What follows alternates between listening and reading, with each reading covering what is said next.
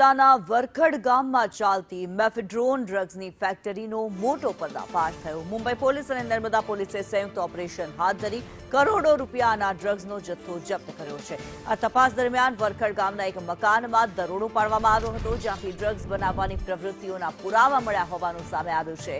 સમગ્ર કેસનો ખુલાસો 21 તારીખે મુંબઈના સાકીનાકા વિસ્તારમાં પકડાયેલા ડ્રગ્સથી થયો હતો।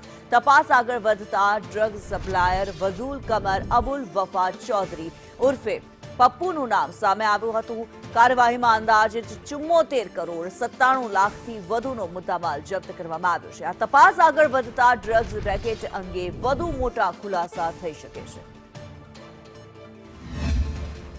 અમારા ગામના માનવા મુજબ સુધીર પટેલ આમાં કોઈ પણ જાતનો કઈ વાક નથી। એની પાસે ભાડા કરાર છે। પેલો ભાઈ ભાડે રહીને જે કઈ ધંધો કરી ગયો એમાં ગામ અને સુધીર પટેલ બેઉ બદનામ થયા છે। એ અમે તદ્દન વખોડીએ છીએ। અમે ગામ લોકો અહીંયા અવારનવાર બેસીએ છીએ, પણ રાતે એકાદ 2-3 વખત મારા જોવામાં આવેલી કે ગાડી આવે ને દિવસે જતા રહે, એટલે ગામ લોકોને તો કોઈને ખબર ના પડે। એ લોકો રાતે આવીને કઈ કામ કરી ગયા હોય એ ગામ આખું અજાણ છે। થોડા દિવસ પહેલા મુંબઈ પોલીસે રેડ કરી હતી અને રેડ એટલા માટે વરખડ ગામે કરી હતી કે મુંબઈમાં ડ્રગ્સના કેસની અંદર મુસ્કાન અને પપ્પુ ચૌધરીની ધરપકડ કરાઈ હતી ને પપ્પુ ચૌધરી છે એ મુંબઈની જગ્યાએ આ જે નાનકડા વરખડ ગામની અંદર ભાડે રહેતો હતો અને આ ઘર છે સુધીર પટેલનું। પોલીસે અહીંયા સંયુક્ત રેડ કરતી, નર્મદા પોલીસ અને મુંબઈ પોલીસે સંયુક્ત રેડ કરતી। રેડમાં જે તેઓને મોટી માત્રામાં કેમિકલ મળ્યું હતું, એ કેમિકલને અહીંયાથી પોલીસે જાંચ કરી હતી અને જાંચની અંદર માલુમ એવું પડ્યું કે આ કેમિકલ જે છે એ નશાકારક નથી, એટલે કે ડ્રગ્સ નથી।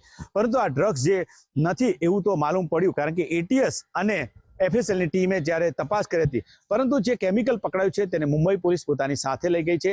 પરંતુ ખાસ વાત એ છે કે આ જેનું ઘર છે સુધીર પટેલ અને એમના ઘરે ભાડેથી પપ્પુ ચૌધરી રહેતો હતો, પરંતુ સુધીર પટેલ કેટલાય દિવસથી અહીંયા ગામમાં નથી આવતા તેવું ગામ લોકોનું કહેવું છે। ત્યારે પોલીસ અત્યારે આ સમગ્ર કેસની તપાસ કરી રહી છે। હાલમાં તો જે પોલીસે આ મામલે એવો રિપોર્ટ છે કે જે કેમિકલ છે એ કેમિકલ છે ડ્રગ્સ માટે નથી, એટલે કે નશાકારક નથી। પરંતુ મુંબઈ પોલીસ આ કેસમાં આગળ શું તપાસ કરશે ત્યારે કેસનો ખુલાસો થશે ત્યારે ખબર પડશે। પરંતુ હાલમાં અમે ગામમાં પહોંચ્યા ત્યારે ગામમાં સુધીર પટેલ નથી અને ગામ લોકોનું જ કહેવું છે સુધીર પટેલ કેટલા વખતે અહીંયા આવતા નથી। નરેન્દ્ર પેપરવાલા, સંદેશ ન્યૂઝ, નર્મદા।